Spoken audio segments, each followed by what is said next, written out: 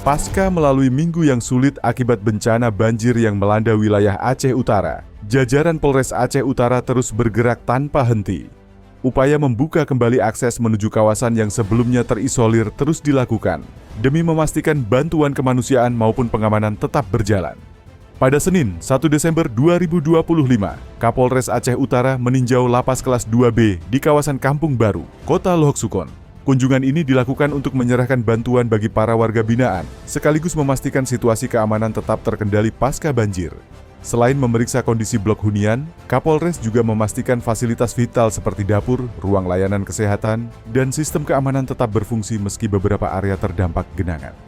Dalam kondisi yang masih penuh keterbatasan, Polres Aceh Utara dan jajaran tetap berkomitmen hadir di tengah masyarakat, menguatkan, membantu, dan memastikan seluruh proses pemulihan berlangsung aman. Ini menjadi bukti bahwa semangat pelayanan dan pengabdian tidak pernah surut, bahkan di tengah bencana sekalipun.